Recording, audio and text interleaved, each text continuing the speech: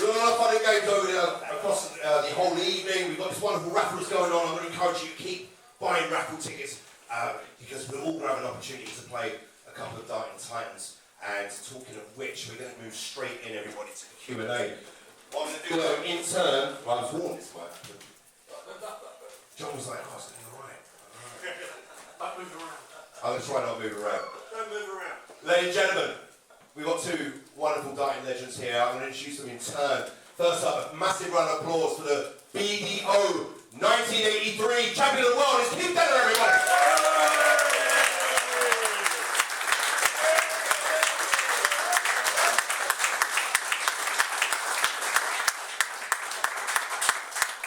And how about this? Not just one great in the sport, but we've got two. And not just that, it's another former world champion. Please welcome to the stage, everybody, the 1996 BDO World Champion, Steve the Bronze Adonis Beaton!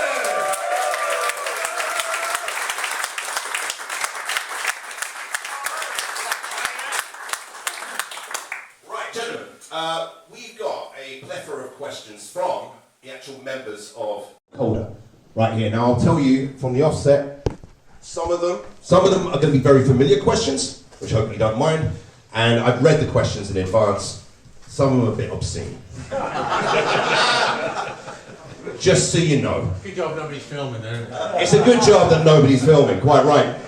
So we're going to get straight in. Now, there's questions for, a lot of these questions are actually just for the both of you, so we'd like an opinion from both.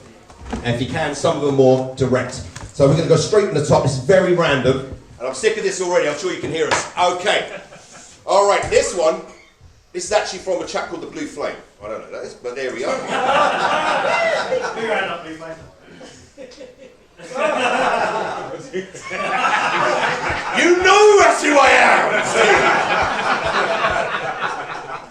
am! 2015, I beat you once. Okay. I say every time. It was that long ago. I've only diminished. Keith, this is for me. Okay, so what was going through, well actually I'll give a little bit of context. Let's go a little bit back in time. One thing about Keith, in my opinion, it was, yeah, I'm still saying to this very day, the greatest title win I think has ever happened in darts. When you consider the fact that you were 23, I believe. You were... Just. Like yesterday. You were unseeded. You were a qualifier. In the quarterfinals of that World Championship, you beat world number 3, John Lowe. In the semis, you beat world number 2, Jockey Wilson. And in the actual final, in which is still considered the greatest upset of all time, you beat the great Eric Bristow, 6-5 in dramatic fashion. And he, of course, was the world number 1 and looking to win his 3rd title. So the question, Keith, which I think is awesome, by the way. Never been done since. Okay, Keith, what was going through your mind during your incredible run at the 1983 BDO World Championships, especially when you realised you could actually win this as such an underdog? So, the thing is that I know it will sound big-headed, but honestly, it's just true. I played Eric in Ipswich, my hometown, in 1981, and I played in best of 5, fails and 1, because he was taking on the Suffolk County side, and they said, well, I hope this young kid's good, and I beat Eric 3-2. He then got on the mic and said, lightning don't strike twice, and they got some money up. It was about £20. I had no money, and I'd done him again.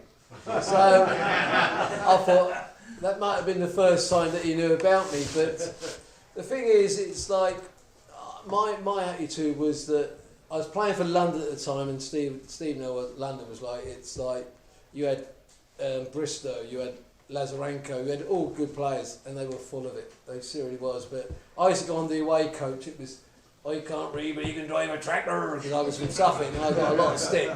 But at the end of the day, that was a learning curve for me. And then I knew I'd beat Eric. I'd already beat John a couple of times. I'd beat Jockey. So when I actually, I'll try and go very quickly how I got there, is that Tony Sontag was an England player, and he said, do you want to go to America? This is 1981. Single lad, he said, we'll find out what the American girls are like. I said, I'm there. He said, you've got to use this spring-loaded dart. I said, well, I'll use it, don't worry about it. Anyway, I won 2 out of the 3 tournaments, come back. And then they said, do you want to go to Los Angeles? If you win that, you get a playoff for the World Championship. So they brought in. I won the Los Angeles Open. I beat John Lowe, Bobby George, Bob Anderson. So then I got a playoff in London. And I beat a guy from Spain. Well, there's no one in Spain that had a dartboard. I won 9-0. 3-0, 3-0, 3-0. I had a guy called Len Hurd, who was an American player, brilliant dart player. And I beat him 9-1. And then I had Jim McGuigan, Scotland's number 2. And I won 9-0. So I'm walking into the World Championships. I knew I was playing well. And Peter Purvis was the Blue Peter, younger, older audience will know, presenter. And he said, I hear you're a good qualifier. I said, I'll win the world title this week. And that was it. He went, well, good luck. So when I had Nicky Braschel, number 7 in the world, and I was comfortable there. And Les Capel, the second round. When I got to John Lowe, that was the big test. I'll tell you a very quick story. What happened there was that Eric's father, George, do you ever meet George, Steve? He's very quiet, certainly different to Eric. And he used to come in 20 minutes before I played every time. So when I had Nicky Braschel, I went, I've already gave him the flight details. He's going on that flight tomorrow, back to America. We got to John Lowe. I said, George, here comes the big upset. I said, I'm going to take Lowe out. And I went 2-0 up. And every round I played, I don't know if Steve will tell you when he talks, I won every round I played. I got off to a good start. So when I had John Lowe, I was 2-0 up. He then went 3-2 up, and I went 3-0, 3-0 to beat John. When I played Jockey in the first set, in the third leg, went 180, 180, treble 20, treble 15, right in the wire, double 18. That would have been the first 9-darter.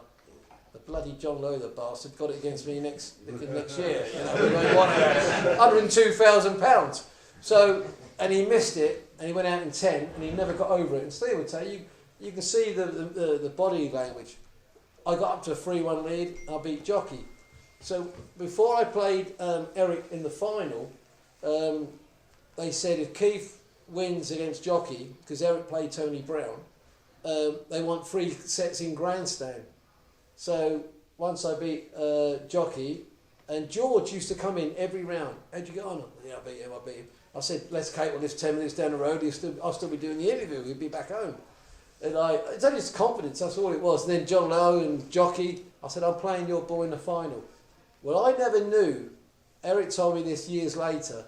He was having a bet on me because every time I played, I was 3-1, 4-1 to win. He was coming in like, you know, when you talk to a horse at a horse race, he can't talk to you. And he's talking to me, going, he's confident. So, Eric, this is years going on. Eric said, and I always said, Eric, you weren't that confident. On the day of the final, Eric said, have a bet on Keith. And George, I can't bet on you against you, son. He went, no, look, if he does beat me, he's 4 or 5 to 1. But if I beat Keith, then you've done well. So to me, I don't think he was as confident, but I didn't know that at the time. That's brilliant. You know, I was thinking earlier on, people out there that's synonymous with numbers. So you got James Bond 007, you've got Stone Cold Steve Austin 316, and you've got Keith Della 138, which of course is how you dramatically won the world title in the end, where Eric laid up rather than go straight for the ball. I mean, you can't speak for a person who's no longer here, but you've certainly had many conversations with Eric subsequent to that. I'm curious, I mean, obviously he must regret the layup, but what was he thinking doing that? I mean, was it kidology? He just absolutely overlooked you? He said to me that if I'd have wanted 1-3, see, these days now, how do you go for 1-3-8? See, do you go 2 treble 19s? Well, the same way most people treble 20, treble 18. Yeah, but a lot of them now go 2 treble 19s, don't they? They like to stay on the same number. Mm. But Eric said, you bottled it to beat me 6-3. And he said, if it had been 1-3-6, treble 20, you'd have stayed there. I would have gone for it. But you've got to go treble 20, treble 18, double 12. And the thing that, if you, honestly, after that happened, when we used to do the darts at the Grand Prix, and it was always me, Wayne Mardle, Eric, and Russ Bray playing golf, because it was at the City West. And I always put 1-3-8 on my golf ball, I put 1-3-8 on everything. Anyway, we're playing golf there, you know the first tee, you know the one there, it's just the water there. Mine's just gone in the rough, and I said to Wayne, Wayne, watch this. I went, Eric, is my ball there, mate? Hold on, pal. And that was it. And he never got over it. And what was so, if you ever ask beat Russ Bray, ask Russ, he used to like to go to Tenerife. And this bus used to get, everybody get on the bus. He wasn't like, oh, I want a fucking limousine. He's not like that. The bus come round at 138. You wouldn't get on it. He didn't get on it. But the only story I'll tell you now, quickly, when the Grand Slam of darts on, we used to go to this Irish bar because we were working. So when I'm spotting, I couldn't have a drink, and Eric was in the studio. We used to go to Malone's just round the corner, the Irish bar. So we used to get there about 11. No one else was there, so we just take about 12 of us on the piss, right? Anyway, he's put me 5 to 1. And Eric, and this is like 30 years later, now no one else would do this. He went, right, I'm going to watch this final. I said, shut up, Eric. Look, you know you lost. What? Don't do that. Come on, have a beer. No. So, he's let him have a fag, so he can have a fag while he's watching. He's just sat there. So we got a bit of music on. We're having a lot of sing, like a bit of laugh. He's like this. I'm thinking, what a sad boy. I said, Eric, 30 years. He watched the whole final, an hour and a half. He come up to me and shook my hand. He went, you beat me fair and square. And that's what it was. And I thought, that's why he was world's #1. Because for me, I lost the final. I got in the British match play to Mike Gregory. I had 9 darts to win the final. I can never watch it ever again. That ain't going to come out until I die, I tell you. But to me, he just wanted to know whether he threw it away or did I beat him. And that's why he was #1 in the world. Talking 30 years though. I know. It's reckless. Come on. Yeah, if you know Eric, that's what he's like. So if he's got a bee in his bonnet, he would do it. Yeah. He was my England captain, first time. And, you know, when he was captain, you sort of, it was bad enough getting picked for your country, but my first match was Eric as captain, you know what I mean? Wow. You ain't going to lose, you're going to win, we ain't going to lose to the Scotch, you know? What was he like when you did lose? I didn't lose. Hey.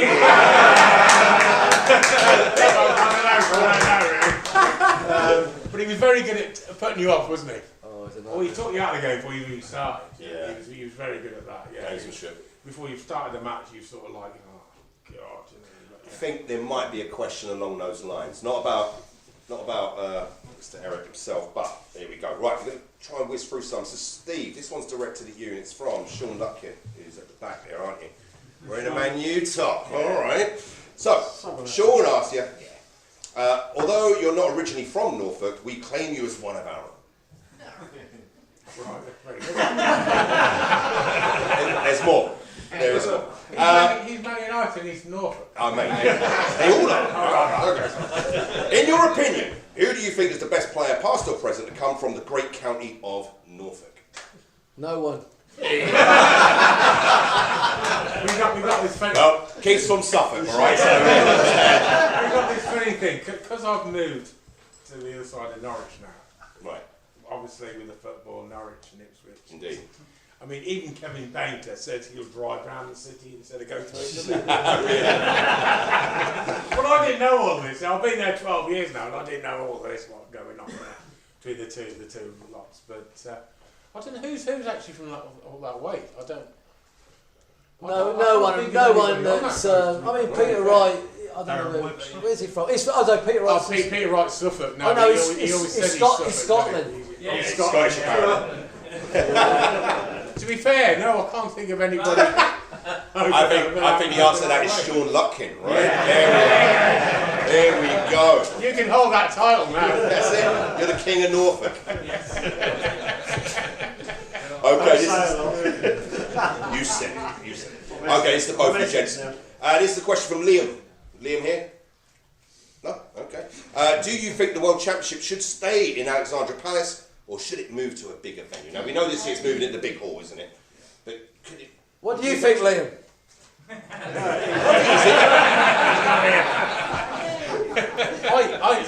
My opinion is I want to keep it in this country, really. Indeed. If you can, you know. They tried doing a thing in Saudi, yeah. Yeah, and I mean, if you watched it, you could sort of see the atmosphere, and it was sort of. It was brutal. So I mean, I think, yeah. I mean, how much bigger can you get than Ali Pali? I mean, they're opening it up even bigger now to accommodate more people. But okay, maybe find a bigger venue in England. But no, I think what they've got now, is great. You don't want to lose it really. I think if it goes to another country, you could possibly lose it. I mean, what do you think? Should always be in England. Most of the players are English, so or British. Why are we going to go there? I mean, look, if it goes to Saudi Arabia and there's 32 in it and everyone's guaranteed $1 million and you're one of the 32, get to Saudi Arabia quick. Money talks, and that's what will happen, because at the end of the day, it should stay at Ali Pali. It's supposed to be there for another 5 years, but it's like money talks, doesn't it? If in 5 years' time it goes to Saudi Arabia and they're going to guarantee $500 million prize money, I know I'm going a bit extreme, but they're going to go there, aren't they? It's not extreme anymore. That's the silly. No, exactly, and I think that's what will come. It will come down to money, because the reason why Eddie Hearn and Barry Hearn, they've been. If it weren't for them, we wouldn't have what we've got. It's money. And They do love a pound note. yeah, but fair play to them. Without them, you wouldn't have. I was there when Barry Hearn came the first time, to have a chat with the players, and we all got the percentages and all that, everything. And he went, "I've made bucketfuls of money, but I'll make you boys millionaires if you do it right."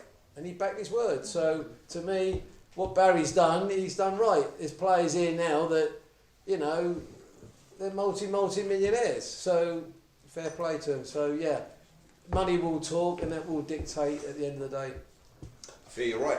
Okay, this question's from George White, who's one of our Premier players. Are you here today, George? I haven't seen you. No, he's not here. That's too bad, but he sends his love. So, George's question to both of you is... Liam, George. Yeah. They've gone out on the drink somewhere, haven't they? Stop the dance. Oh, King of Norfolk's here, though. Guys, it's for both of you, it's from George. How many years were you both playing before you made the pro circuit? So I think this is a sort of slightly a nature versus nurture question in its own right. But but how many years would you say? I know you were an awfully young world champion, but I don't know what time you spent. 2 weeks. 2 weeks. I got that a little bit wrong, didn't I?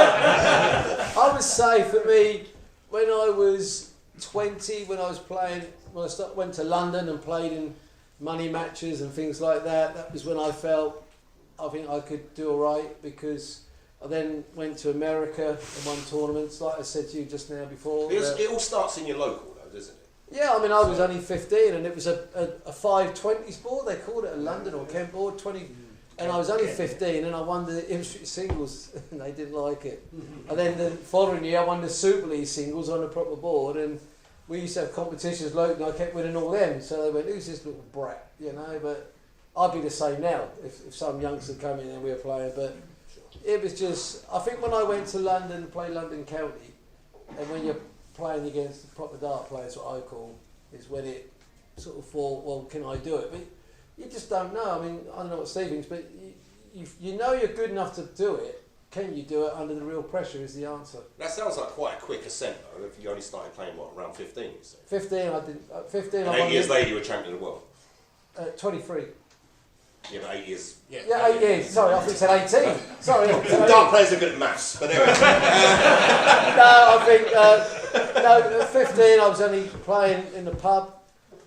I would say from 20 I started to push on, I was similar to Keith, really. I mean, 15, 16, as long as you behave yourself, they'll let you in the pub, Sure.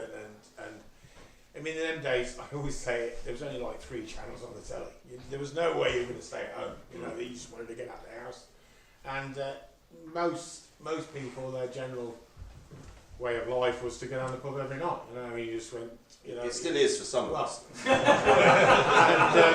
I could get down the pub for 6, half 6, and there was always somebody to play with. Sure. Have a game with, and it was great. You could play every night of the week, and I always say to this day, the best practice you can get is playing against people. I mean, it's all right practicing at home, but you're playing against somebody. I used to hate marking, but lose the marks, and he'd always let them go first. Yeah, but you were good at marking, weren't you? So you were 15 as well? No, not 15. When you first came? Yeah. Did you have a moustache and mullet then as well? That's the question. Yeah. Right. Next question, guys. This is for both. It's from Bobby L. Bobby L? Yes. Where are you? Hey, right at the back. Right, we've got one. Thank God we've got someone here. There we go. Bobby's question is, what is your favourite venue / crowd to play darts? Well, Lakeside was best for me, really. I mean, it held about 1,200. Sometimes I'd get 1,500 in there. But it was just the atmosphere, because it was a compact venue that you're very close to you. And it was a bit quiet in them days. I mean, obviously things have changed now, but it was good to play. Everybody seemed to be there for the darts. I mean, I'm not knocking how it's gone now with the singing and all that lot. It was just that was just how it used to be in them days. But yeah, that was my favourite venue. I had 3 good venues. Obviously, Jolly's where I won the Worlds, the Coat and Bowl where I won the British Pro on TV, and the Ali Pali where I won the Double Diamond Masters, because there's only 3 on one, so I didn't like it. Simple enough, isn't it? No, they were the only good memories I got. But no, with the Ali Pali, I won there was a Double Diamond Masters. You had to play around the country. I had to go through London, which was not a good place to go, but I won it. And then I was playing the Nations Cup for England, so I was playing in the tournament, individual, then I'd go and play for England. So, but Ali Pali, that was different to what it is now, but there was still a lot of people there. But Jolly's was a nightclub, and Coat and Bowl was, what a shitty place that was. It was like a shed. I mean, what I used to do that week, I used to drink Holston Pills, and I used to take some champagne or bottles of wine for the 2 ladies that worked there. So I used to put all my beers in the fridge.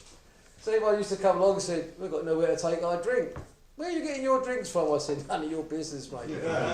Mine were in the fridge. But yeah, it's... If you ask anybody, they'll say, where you've had success is going to be a venue you like. I think if you've not done very well at somewhere, you ain't going to like it, are you? That's why we don't like the spots and stripes. Just saying. You like the horseshoe though, right, Richard? Alright, okay. Okay, next question is from Dominic Gallagher. Dominic? You hear Dominic? Dominic? No Dominic. Okay, there's a pattern here. It's with the other 2. He's with the other 2, yeah. It's spots and stripes. Right, okay. Question. Have you ever got as drunk as Mickey Mansell during a big game, or have you ever not remembered playing a game the following day? So this is a booze question, isn't it?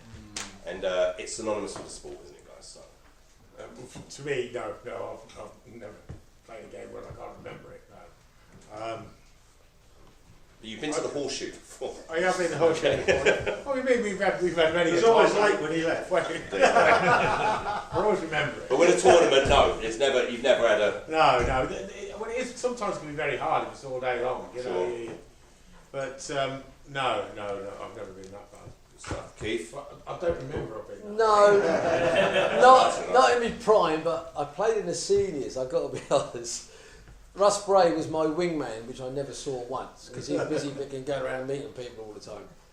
And when you've got your own bar, that's not a good thing. So I was playing in the seniors, and I had Robert Fortin there, and I'm on double vodka. I put a double vodka and measure. What you got to measure for? I went, I want to know what I'm drinking.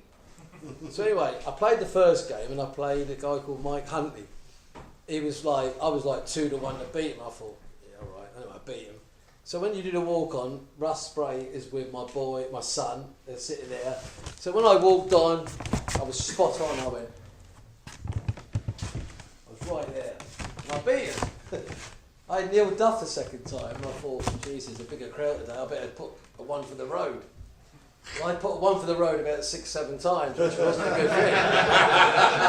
As I walked on, I asked Russ, I went, he's getting it! Watch it! I went like that. Russ went, my boy. Anyway, so the first set, I lost 3-0, and I thought, look at hell. I've drunk about a jug of water. And Russ went to me, I've got 2 double vodkas behind there. I went, I ain't touching them. So then the second set, I lost that again. I thought, flipping hell. I started to feel all right. The third set, I should have won. I went 180. He took out 80 to beat me, and I felt good. And Russ went, what would you do? And I went, I put one for the road every time. He went, that one for the road killed you. But only because when you're not playing in tournaments all the time, you want that little bit Dutch courage. Dutch courage wouldn't do you no good at all. Can I have another double vodka and tonic? Anyway, you can't. I wasn't drunk enough. I just got it slightly wrong. Where maybe I should have had 2 less. But if you're not eating as well, I didn't really eat much that day. That was a bad thing to do. You've got to eat when you have a drink. But yeah, I mean, but not just where I just got it. I think I'll just say the wire's a little bit brighter. Anything, so I never touch shorts. Shorts. I only have points, so I always know where I am. There's a lot of the players that do drink shorts, and I mean, they don't measure it, do they? They just pour it in. Yeah. So, but I mean, with a pint, at least they've about 4 pints. Yeah, but you go to the bar, you know what you're getting. Measure it, Yeah, you can measure it a bit better. I think the people that are drinking the shorts, they haven't got a clue what. Look, Bobby, you're a good guy, you. Well, leave that disagreement there. We'll move on. Andrew Mulvney. Okay, Andrew, you here? No, he's in the spots. Right, so, question. As modern crowds, this is another venue question, gentlemen. As modern crowds become more boisterous, how do you deal with targeted crowd distractions such as whistling, which is annoying? I got asked this the other day. I mean, there's nothing you can really do. The problem is, you can get the whistler out, but there'll be 2, 3 more of the people that will take his place. You know, they just find it funny. But I think it's up to the crowd sometimes. You're not grasping on somebody, but just point the ones out, get them out. Would you do it? Would you do that? No. But you know, or maybe just push him, or have a word with him yourself. You see that big guy? You can have a word with yourself. No, I think the bottom line is, you've got the big arenas. Shoot them. No. Look, you've got the big arenas, they're earning a lot of money, and if you don't get the massive crowds of 10,000, they're not going to get the money they are. I don't agree, I don't like the whistling, but at the end of the day, all I be thinking is, keep whistling, mate, you ain't got the money I've got, boys. There you go, good answer. Right, Steve, now this is from a good friend of mine. It's a chap called Tony Timman, who I can tell you is not here. Well, yeah, that's 5. Yeah, I know, but he was never coming. He's on holiday with his missus. But he has asked me to ask you this, and I witnessed this. Steve, in the first round of the PDC Worlds in 2014, I bet £200 on you to beat the South African qualifier Devon Peterson. You missed 4 darts to go 2 sets to 0 up, and then capitulated to a 1-3 defeat. My question is... That was his last win. My question is, can you give me my £200 back? Only you remember it, don't you? Oh, I was there. I went, don't bet £200 on Steve Bean. No, you should have picked everybody. Thought, yeah, if you go on YouTube, that's the last one you'll see Devon Peterson on. Oh, well. I don't know. We've got Devon here next week. We do. I'm going to tell him no. No. Good. Right, okay. This one is from a chap called Mike Darts. Are you here, Mike? There he is. Okay, this is to both of you. In your opinion, what is the absolute gold standard of service station food when you're driving home from a tournament at 2 a.m? Well, me and Russ Bray, we're like married couple, right? Are you married to Russ Bray? No. We do a lot of corporate events. As you can see, Russ don't drink. We do a lot of sort of like events with like Travis Perkins, people like that. And when we're getting near a venue, you'll go, boys, we can get some food there on the way back, and we know where we're going to stop. And but normally, what annoys me now is you go to a garage, and you got to go to the night bit. You ask for 2 sandwiches. Have you got a sandwich? Hold on, 1 minute. Go back. You'll be there for 25 minutes, won't he? Because he don't know that other sandwiches are in the bit there, don't he? So we go there. As soon as because I'll drive and he'll drive back. Russ, move on. We're off. Next one. Honestly. Yeah, Russ, that's all we do. We get near a venue, we're looking for where we're going to get our food on the way home, like, you know. But it's a load of crap half the time, isn't it? That's your answer, mate. Okay. Right, we're going to have to rattle through a few, boys, because we're running out of time. So, okay. Okay, this is for Steve. Okay, this is from an anonymous. He's probably here then. What is the most inappropriate or bizarre object a fan has ever asked you to sign? Be honest.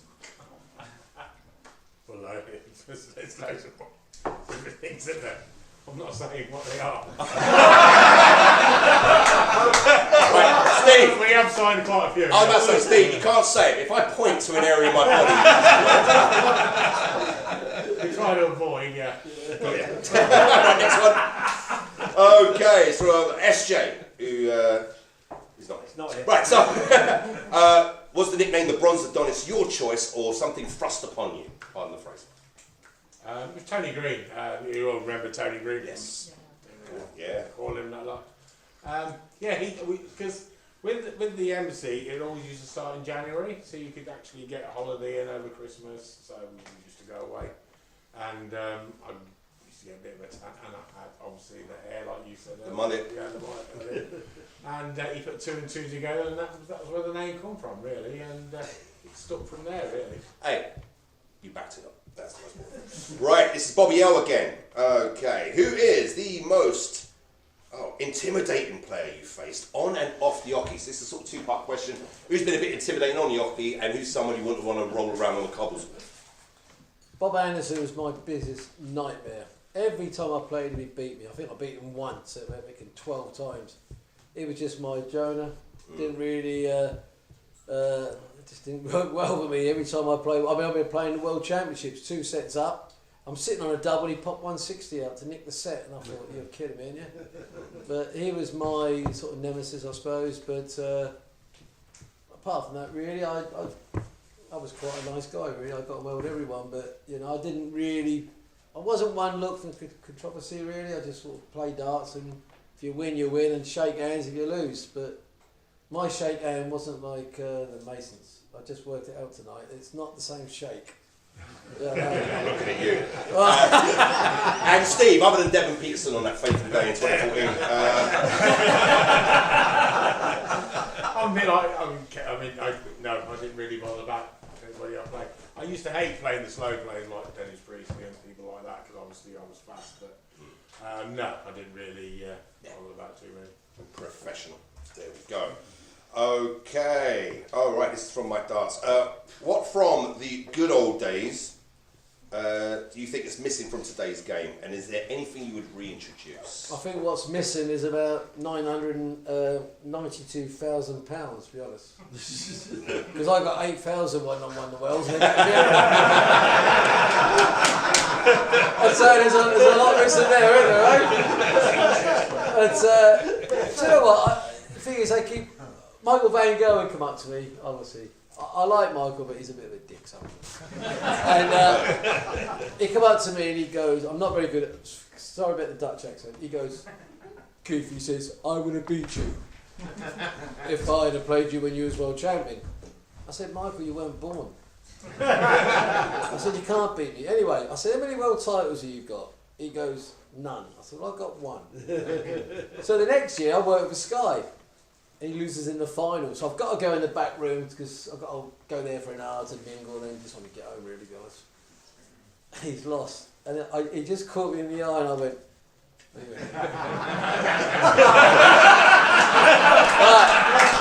Anyway, next time, right, and I thought, I can't go up to him because he's not happy. Listen, he got me back, Michael, you got me back, right? Anyway, so next time he wins it. I thought, freaking hell, I've got to go, he's won all and he's going to come after me. And like, not being funny, he just won the world title, Ali Pally, you've got to take a while to get it, and then you've got to come wait about 40 minutes, and he comes in, everyone claps. Where's Keith DELLA? I'm over in the corner. I'm in the corner with Sky, right? And he went, it's 1-1 and you can't win another. So then he wins it again. He goes 2-1 up. He comes over and I thought, Michael, get a life, mate. You're well done. Why are you looking for me? Where's Keith DELLA? He comes over and I've gone, and that was like, honestly, true story. And I thought, if he could keep losing, I could keep enjoying it. See what effect the other players got. Yeah, What? It's what? See what effect your other players. I know.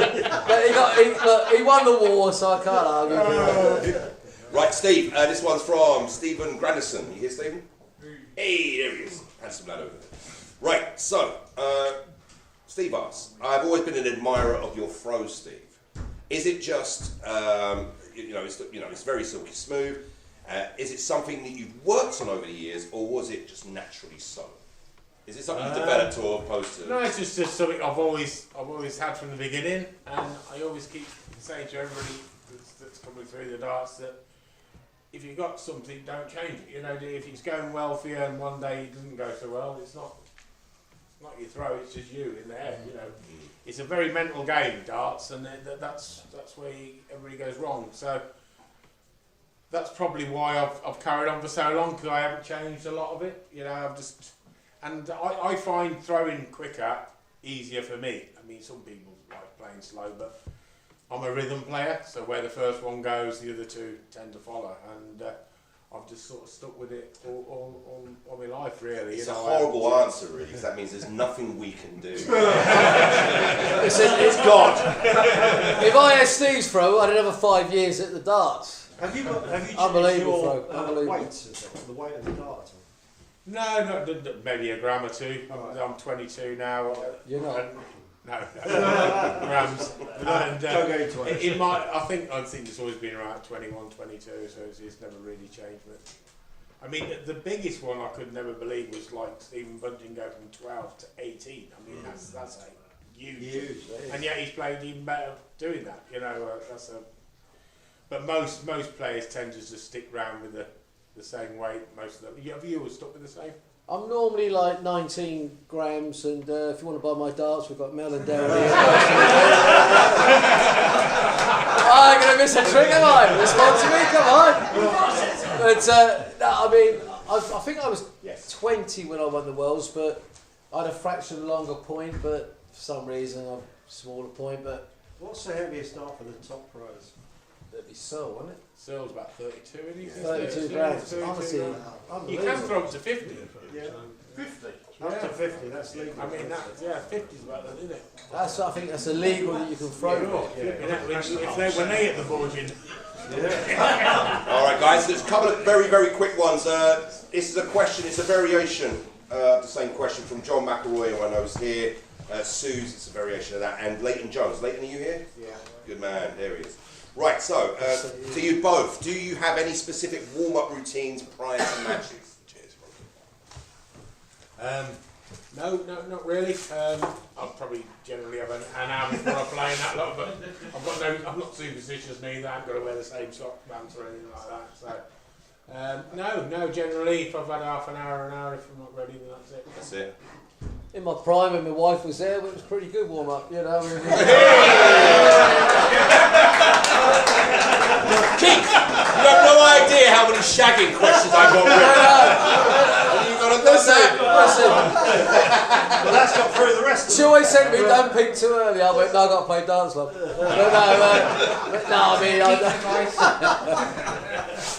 You can't beat the old ones. Well, I'm old. Anyway, But no, seriously, you just do a routine that you played on the practice ball. When you get to a venue, it's all about them. Like Steve said, it's in the mind. You've got to start believing that when you get to the venue, you're going to win the game. If you don't think that, look, Gowan Price last night, you should not lose from 5-0 down. Gowan's playing unbelievable darts. He's got such a bad record against Luke. It came in the mind because he had 3 at tops, he had 2 darts. He's playing fantastic. Why just kill the game? It's gone. But because he's got such a bad record and everyone says, oh, he's lost 11 times out of 12 or whatever, it's playing on the mind. And it's like with Josh Rock, no points. He's got to win sooner or later. I'm going to predict him to win next week. Well done. Because it's law of averages as well, you know, but it's a mind game, Steve, isn't it? Yeah, definitely. It is. Right, just a couple of very, very quick ones to see you both. Have you ever been in a game? Oh, right, okay, it's controversial. Have you ever been in a game and suspected your opponent of taking a dive? It's obviously a gambling scandal kind of angle.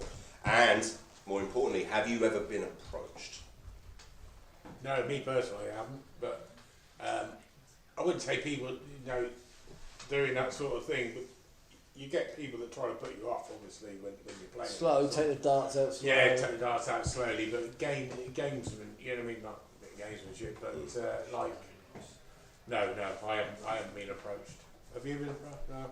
No, I mean, I don't like cheats. I mean, they shouldn't play. They should be banned for life because I don't like it. You've got to play to win. Look, if you said to me tonight, I'm going to give you £2 million to lose that next game.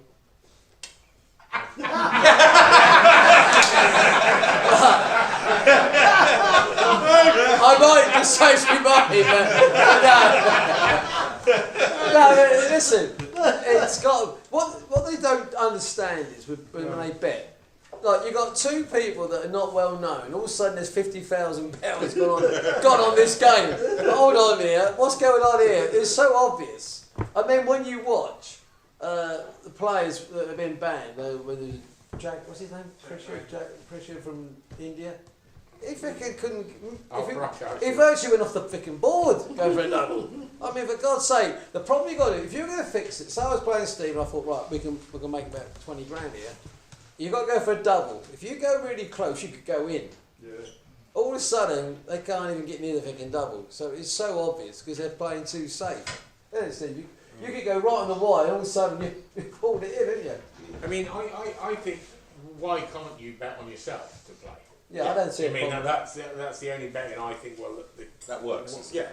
I mean, why can't I think I'm good enough to go and win the game? But obviously, we're just not allowed to bet full stop. And if we get caught, we just you're in trouble. Yeah. And if you manage, I manage Adrian Lewis. I weren't allowed to gamble, anything like that. You're not allowed. You can't bet at all. No, even your managers or things like anybody. Just someone else puts it on for you, don't they? I mean, that's pretty obvious. Isn't it? I mean, it's not a rubbish all that. To be honest. One last question, and it's a cheeky one, and I think we're going to answer with what we're going to actually do next. Jeff Fletcher, you here? Yeah. Hey Jeff, you know I'm going to ask, don't you? Yeah. I'm still going to ask you. I'm 65, by the way. Oh, very good. All right then. Jeff asks, what's your view on why elite darts performance drops off after a certain age? And obviously we're going to prove that that's really immaterial very, very soon. But would you prove a point, you mean? Absolutely. Why it drops?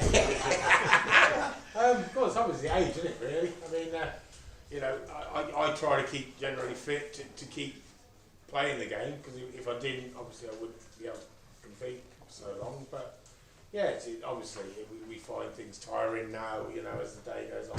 I mean, when I was 19, 20, you could drink all night, go out night clubbing, go up the next day and carry on do all weekend, but as you get older, obviously you can't. But we're all quite capable of putting a good game in, but it's the consistency. That's where we lack now. Yeah, understood. Keith? Yeah, I mean, I'll be honest, I do a lot of corporate. I'm starting to get back into the exhibition circuit again now because, I get lucky enough, I get a lot of corporate cruise ships and everything, talkings and all that. So Steve's a lot more competitive than I am. He plays in the Modus and all that. I don't play in anything. I mean, be honest with you, so I just be honest with you. Like Steve said, I practice a couple of hours a day at home, but so take it easy on me, but be easy, all right? Anyway. But I'm going to get back. I want to get back into playing exhibitions like tonight more because, without being horrible, I do a lot of corporate and earn really good money, so it's easy to do. But Steve, like the Modus and all that sort of stuff, I'm not really interested. For me, I'm 66 now. That's gone for me. But no, I still enjoy. I love playing, and I want to get. It's like meeting people again, isn't it? Yeah. So.